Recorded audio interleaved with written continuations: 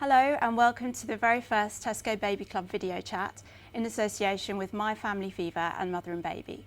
I'm Laura Palamidian, I'm the Deputy Editor of Mother and Baby, the UK's #1 parenting magazine and website. Today we'll be talking to a panel of experts about your baby weaning and feeding questions. With me today I have Dr Sarah Temple, a family GP with a special interest in mother and baby bonding. Rebecca Chicot, a child development and parenting expert and co-founder of the Essential Parents Company. And Katie Fordham, nutritionist for Danone Nutricia, Early Life Nutrition. In this video, we'll be answering your questions around feeding problems and weaning tips.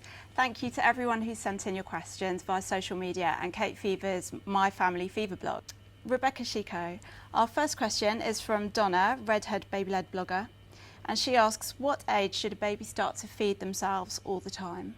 Okay, well I suppose if you're kind of starting solids at the kind of recommended age, it's about 6 months old and your baby can sit up completely unaided, and you kind of see a convergence of development where you see things that they're able to grasp and bring things to the mouth, they're able to sit up.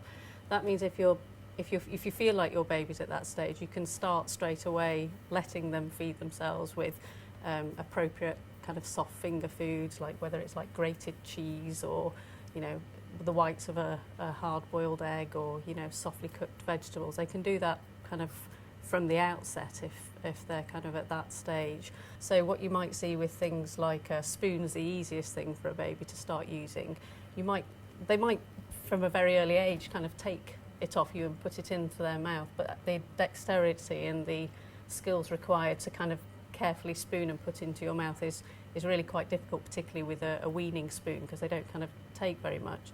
So what you'll often find is that they might want to start at about 12 months, but even by about 18 months they might not be that dexterous with it.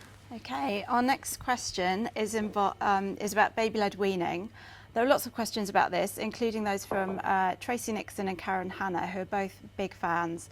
But what are your thoughts on traditional weaning versus baby-led?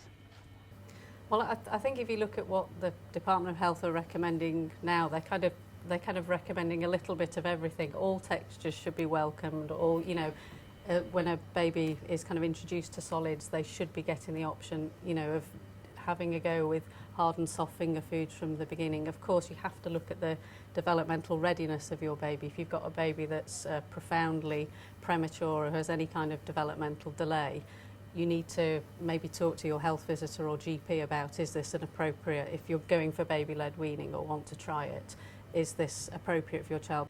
But I don't think you need to be kind of extreme about it in either direction. I think, you know, there are some lovely soups and yogurts and things, and it would be a shame to completely rule those out, and it would be a shame to completely rule out all the textures. So I suppose what I found with my own children is I think, you know, I had my first baby in 2003 and I did the more kind of traditional weaning with finger foods, and then by the time you've got 3 children, I think baby-led weaning should be called you have 3 children, and it tends to, you know, kind of happen quite naturally. They tend to sit with you more and eat, you know, things that the rest of the family are eating perhaps at an earlier stage than you did with your first baby. So I think you have to kind of go with what you're comfortable with, but I think the recommendation and what I found I really enjoyed was trying all sorts of textures and tastes as soon as they're developmentally ready to do that. We have a question about fussy eaters. We've had quite a few, but this one is from Lindsay Stewart, and she says, I'm having trouble weaning my 8-month-old off the jars of baby food. She won't eat any homemade soups or desserts. Is it best just to stick to the jars or persist with my food? What's your advice? I would really recommend persisting, because I think there's some evidence that, I know these statistics are bandied around quite a lot, but babies need to be exposed to a new thing like 3 or 7 times before, you know, sometimes they'll reject things quite a few times. You think that's it, they don't like broccoli, or they don't like this, or they don't like that.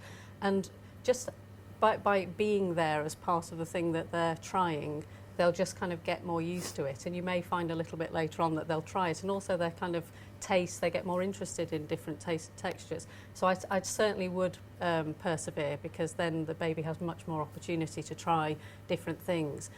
Katie, do you think it's a good idea to try mixing things up a little bit as well? I think what can work well is not necessarily mixing the two together, but having them for different purposes. So having if you're using a jar, it's often a much softer texture, and then offering homemade finger foods, for example, alongside that allows your baby to see the two foods differently, but it allows them to experience different foods that you might not find in the jars, and then to get to love the tastes of those foods separately. Okay, and texture's a problem for some mums. Vicky Henny says, my son's been eating pureed food for a while but seems to struggle with more textured food. How can I make the transition easier?